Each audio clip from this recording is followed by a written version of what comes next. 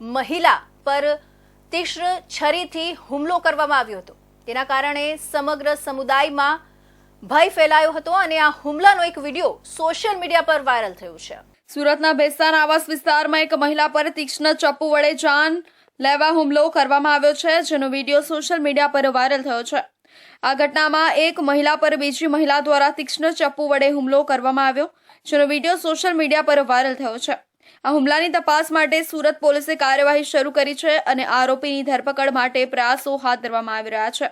આ ઘટનાને લઈને સ્થાનિક સમુદાયમાં ચિંતાનો માહોલ છે અને પોલીસ દ્વારા વધુ તપાસ કરવામાં આવી રહી છે।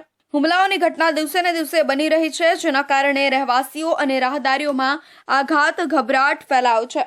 પીડિતા, જેની ઓળખ જાહેર કરવામાં આવી નથી, તેના પર એક વ્યક્તિએ તીક્ષ્ણ છરી વડે હુમલો કર્યો હતો। હુમલાખોરની ઓળખ અને હેતુઓ હજુ સુધી અજાણ છે અને પોલીસ ઘટનાની આસપાસના સંજોગોને એક સાથે જોવા માટે કામ કરી રહી છે। સોશિયલ મીડિયા પર વાયરલ થયેલા હુમલાના વિડીયોમાં ખલેલ પહોંચાડે તેવા છે અને તેનાથી વ્યાપક આક્રોશ અને નિંદા થઈ છે।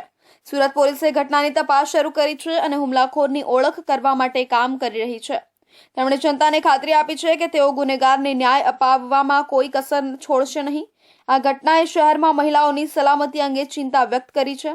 રહેવાસીઓ માંગ કરી રહ્યા છે કે ભવિષ્યમાં આવી ઘટનાઓ અટકાવવા માટે અધિકારીઓ તાત્કાલિક પગલાં લે।